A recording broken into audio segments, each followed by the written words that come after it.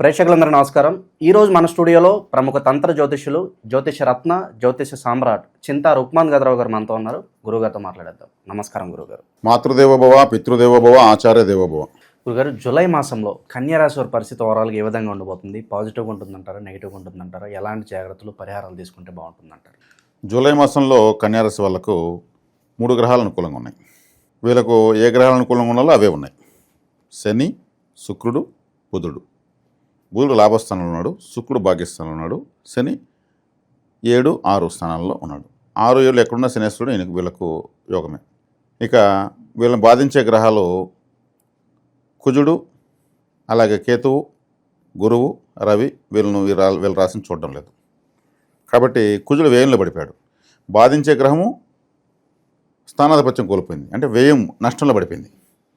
అది మనకు మంచిదే. రాశ్యాధిపతి లాభంలో కూర్చున్నాడు, భాగ్యాధిపతి భాగ్యంలో ఉన్నాడు, పంచమాధిపతి గోచారిత్య 6, 7 స్థానాల్లో ప్రభావం చూపిస్తున్నాడు. కాబట్టి పంచమాధిపతి అంటే లక్ష్మీ స్థానం, పంచమ స్థానం. కాబట్టి శని యొక్క అనుగ్రహం బాగానే ఉంది. కాబట్టి ప్రధాన గ్రహాలు వీళ్ళకి అనుకూలంగా ఉన్నాయి కాబట్టి వీళ్ళు మంచి ఫలితాలు ఆశించవచ్చు. సహజంగా వీళ్ళు మనం ఒకటి చెప్తే వీళ్ళు ఒకటి చేస్తారు. చాలా సెన్సిటివ్గా ఉంటారు. చిన్న విషయాన్ని కూడా ఎక్కువ హట్ అయిపోతారు, ఎక్కువ వెయిట్ చేస్తారు. ఉత్తర నక్షత్రంతో ప్రారంభమవుతుంది రాశి. ఉత్తర అంటే రవి, సూర్యుడిది. పౌరుషం ఎక్కువ. ఒక చిన్న మాట అంటే కూడా వినరు వీళ్ళు, కాంప్రమైజ్ అవ్వరు.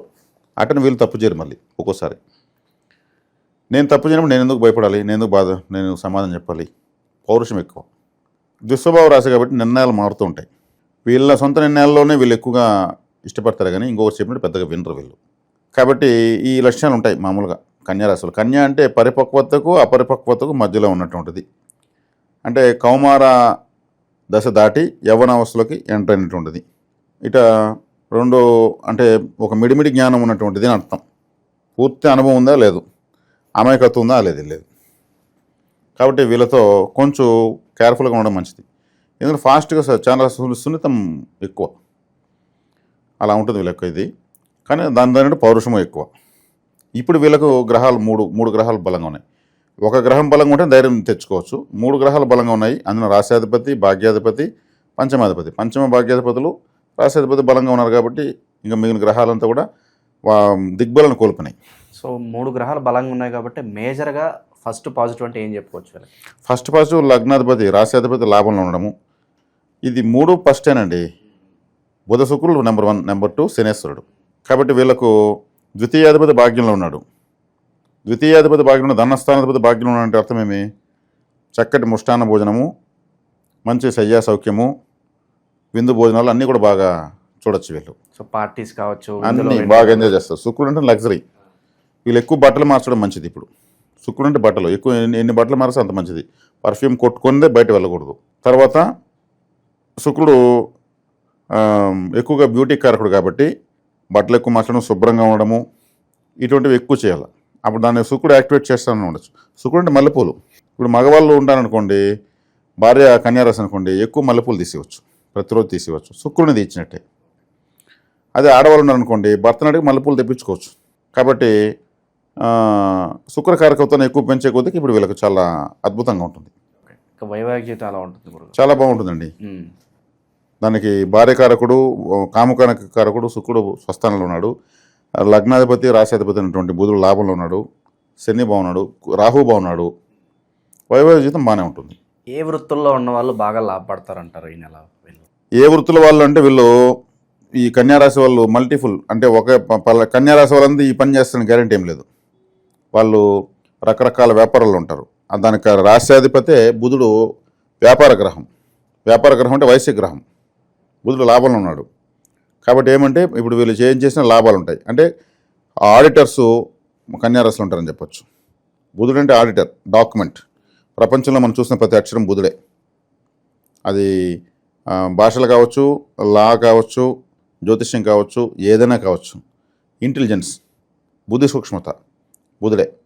కాబట్టి ఎవరైనా గ్రీన్ ఇంక్ సైన్ హోల్డర్ అంటే గ్రీన్ ఇంక్తో పెడితే వాడు గొప్పోడని అర్థం. బుధుడు గ్రీన్ ఇంక్ కారకుడు, గ్రీన్ కలర్కి. కాబట్టి వీళ్ళు చేస్తున్నటువంటి ఆల్రెడీ రన్నింగ్లో ఉన్నటువంటి వాళ్ళు వాళ్ళ వృత్తులు వాళ్ళు ఇంటెలిజెంట్గానే పోతూ ఉంటారు. కొత్తగా చేస్తున్న వాళ్ళు కొత్తగా అవకాశాలు వీళ్ళకి వస్తాయి. సీఏ చేస్తున్నారంటే బుధుడు బాగుంటాయని చేస్తారండి. CA.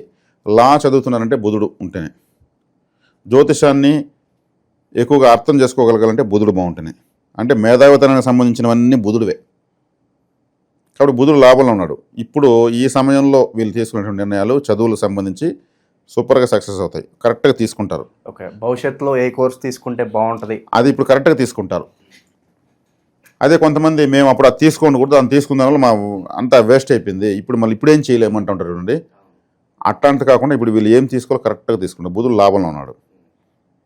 కాబట్టి బుధుడు కన్యలో వచ్చేసి పొందుతాడు. కాబట్టి వీళ్ళకు కారకత్వాలన్నీ బలంగా ఉన్నాయి, ఫోర్స్లో ఉన్నాయి. వీళ్ళు యూటిలైజ్ చేసుకుంటారు కూడా. శత్రుజయం కనిపిస్తుందా గురుగారు? శత్రుజయం కనిపిస్తుంది. 6 శని ఇప్పుడు రివర్స్లో వస్తున్నాడు కదా, శత్రువులు మిగలరు. అందున రాహు వచ్చేసాడు.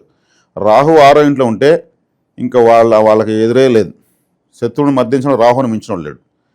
వీళ్ళని ఎవరైనా టచ్ అంటే వీళ్ళని ఇబ్బంది పెట్టిన 6 నెలలలోపు వాళ్ళ శత్రువుకి ఏదో ఒకటి జరుగుతుంది. యాక్సిడెంటు, ప్రమాదము, ఏదో ఒకటి ఆర్థిక నష్టము, ఏదో ఒకటి జరుగుతుంది, అవమానం ఏదో ఒకటి జరుగుతుంది. రాహు ఏం చేస్తాడంటే శత్రువుని పెట్టడు. శత్రువుని 6వ ఇంటి రాహు ఉండగా పుట్టిన వాళ్ళ శత్రువులు వాళ్ళు సరెండర్ అయిపోవాల్సిందే. ఏదో ఒక పనిగా మళ్ళీ వచ్చి కలుసుకోవాల్సిందే. ఇక ఆకస్మిక ధనలాభం కావచ్చు, ఇక సడన్గా అనుకోని ప్రయాణాలు, ఇవన్నీ లాభదాయకం. ఆకస్మిక ధనలాభాలు ఉన్నాయి, ఆకస్మిక సన్మానాలు ఉన్నాయి, ఆకస్మికమైనటువంటి వినోద కార్యకలాపాలు ఉన్నాయి. అనుకుంటేనూ ఉన్నాయి, అనుకోకపోయినా ఉన్నాయి. ఎందుకంటే శుక్రుడు, బుధుడు, శని, రాహు బ్రహ్మాండంగా ఉన్నారు. వీళ్ళని ఇబ్బంది పెట్టే గ్రహాలు అది పట్టాలు తెప్పని రైలులాగా అయిపోయినాయి.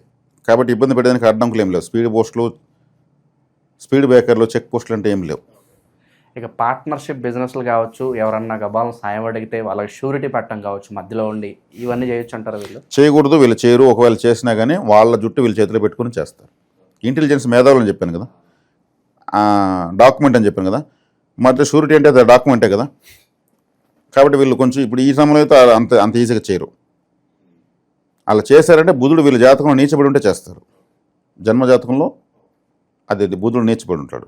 కాబట్టి ఈ విధంగా ఉన్నప్పుడు వీళ్ళు చేయరు, దానికి అవకాశం లేదు. ప్రజెంట్ ఉన్న గ్రహస్థితి బట్టి గురుగారు ఎలాంటి పరిహారాలు బాగా అవసరం అంటారు వీళ్ళకి? ఇప్పుడు కన్యారాశి, కన్యాకుమారి అనేటువంటి అమ్మవారు ఉంది.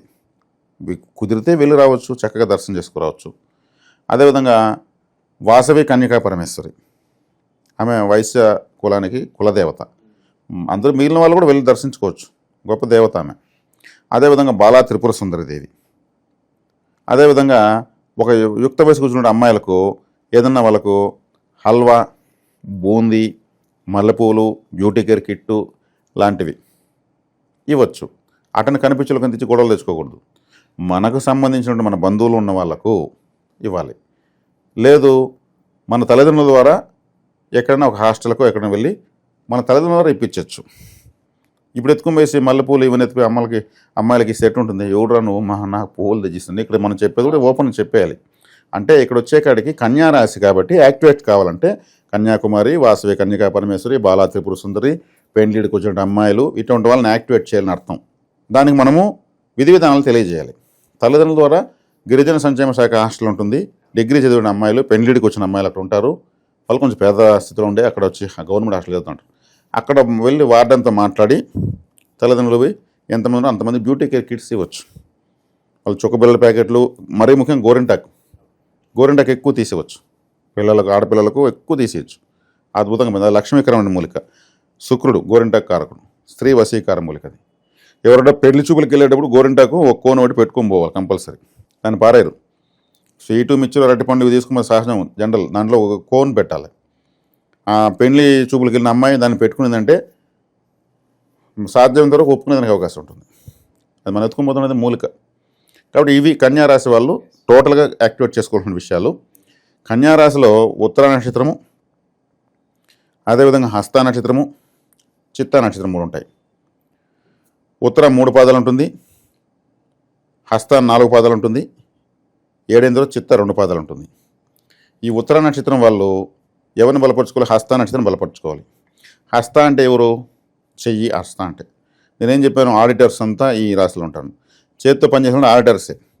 కోర్టు టైప్ కొట్టే వాళ్ళంతా ఆడిటర్స్, చేతులతో డాక్యుమెంట్స్.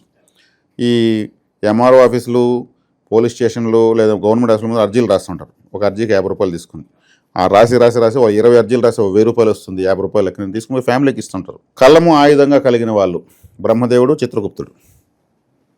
బ్రహ్మదేవుడు తలరాత రాస్తాడు, చిత్రగుప్తుడు పాపపుణ్యాలను సవరిస్తాడు. చిత్రగుప్తుడు ఆలయం ఎక్కడుంది? కంచిలో ఉంది చిత్రగుప్తుడు ఆలయం, చాలా ప్రాచీన ఆలయం.